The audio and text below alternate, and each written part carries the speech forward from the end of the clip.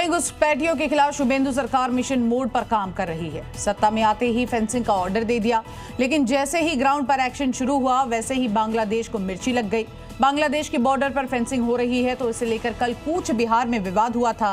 क्यों बांग्लादेश के साथ बॉर्डर पर यह विवाद है और कैसे बीएसएफ ने इसका करारा जवाब दिया है, अब आपको दिखाते हैं।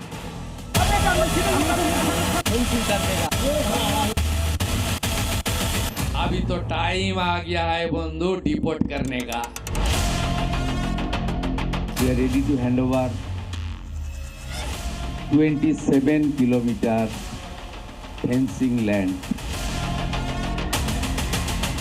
शुभेंदु सरकार ने घुसपैठियों के लिए पॉलिसी बनाई, उनकी वापसी की तैयारी शुरू की,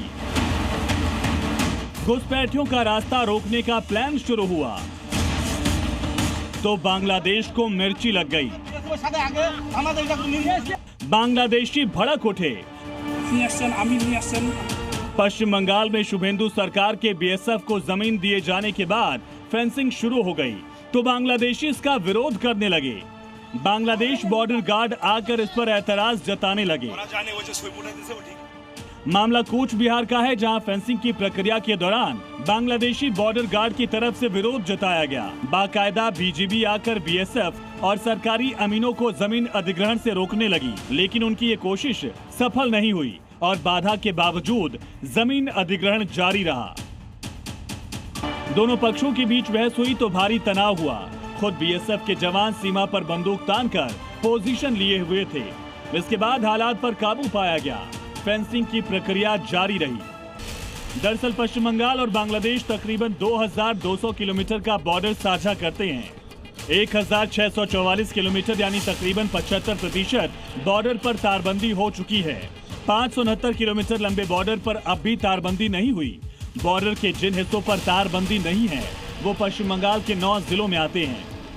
मापजोक का काम हो गया जमीन का, और अभी तक शुरू हो रहा है, दिखाई दे रहा है। वो लोग सब जोरदार काम हो रहा है। ये इलाका जहां पर फेंसिंग के दौरान विवाद हुआ, दरअसल एक कूच बिहार के 3 बीघा इलाके में है। यहाँ फेंसिंग की तैयारी से बांग्लादेश भड़क जरूर उठा, लेकिन यहाँ के रहने वाले लोगों के लिए ये बहुत बड़ी राहत लेकर आई। इधर से बांग्लादेशी आ रहा है, आके पूरा थोड़ा मिस्टेक कर रहा है, स्टेप कर रहा है, इसलिए मेरा होना तो अच्छा है। अभी तो नहीं है, अभी तो क्या मापजोक हो गया? मापजोक हो रहा है। जमीन तो खरीद किया, प्रॉब्लम मिट गया। प्रॉब्लम तो मिट गया, लेकिन बांग्लादेश थोड़ा बता दिया। दरअसल इस इलाके में 0 पॉइंट से करीब 50 फुट तक जमीन का अधिग्रहण किया जा रहा है। इसी का विरोध बांग्लादेशी सैनिक करने लगे। अब बांग्लादेश चाहे जितना विरोध करे, शुभेंदु घुसपैठियों के खिलाफ बड़े मिशन पर हैं। 15 दिन की डेडलाइन भी तय कर दी गई।